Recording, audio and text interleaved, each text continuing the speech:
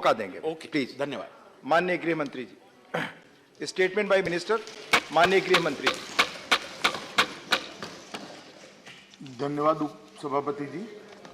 माननीय उप सभापति जी, दिनांक 3 फरवरी 2022 को सायंकाल लगभग 5:20 बजे श्री असदुद्दीन ओवैसी सांसद लोकसभा किठौर मेरठ उत्तर प्रदेश के जनसंपर्क कार्यक्रम करने के बाद दिल्ली लौट रहे थे, जब उनका काफिला Chhijarsi toll plaza national highway 9 थाना पिलखुआ जनपद हापुड़ उत्तर प्रदेश से गुजर रहा था।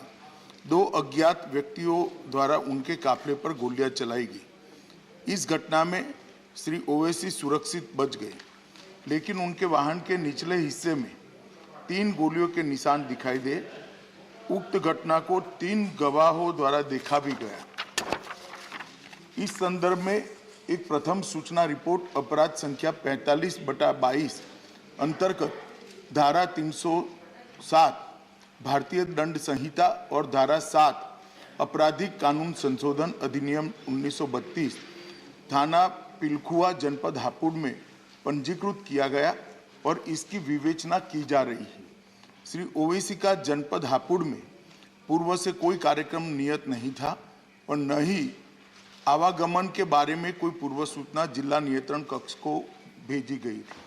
श्री ओवैसी घटना के पश्चात सुरक्षित दिल्ली वापस पहुंच गए। जनपद के वरिष्ठ अधिकारियों द्वारा घटनास्थल का निरीक्षण किया गया।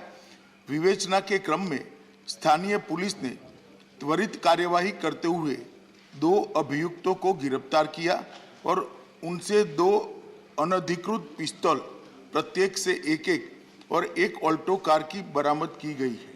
घटनास्थल और वाहन का फोरेंसिक्स टीम द्वारा सूक्ष्मता से जांच किया जा रहा है और साक्ष्य एकत्रित किए जा रहे हैं। दोनों अभियुक्तों से उत्तर प्रदेश पुलिस द्वारा पूछताछ की जा रही है। जनपद में कानून और व्यवस्था की स्थिति नियंत्रण में और सामान्य है। कड़ी सतर्कता भी बरती जा रही है। केंद्रीय गृह मंत्रालय द्वारा तुरंत ही राज्य सरकार से रिपोर्ट प्राप्त की गई है। पहले भी कई मौकों पर केंद्रीय सुरक्षा एजेंसियों के खतरे के आकलन के आधार पर श्री ओवैसी को सुरक्षा प्रदान करने के लिए केंद्र सरकार ने निर्देश जारी किए हैं, लेकिन श्री ओवैसी द्वारा सुरक्षा लेने की लिए अनिच्छा के कारण दिल्ली पुलिस और तेलंगाना पुलिस उन्हें सुरक्षा देने का प्रयास सफल नहीं हो पाया। श्री ओवैसी के खतरे का पुनः मूल्यांकन कराया गया है और खतरे के आकलन के आधार पर उनका दिल्ली में बुलेट प्रूफ कार के साथ अखिल भारतीय स्तर पर केंद्रीय रिजर्व पुलिस बल की जेड श्रेणी की सुरक्षा प्रदान की गई है।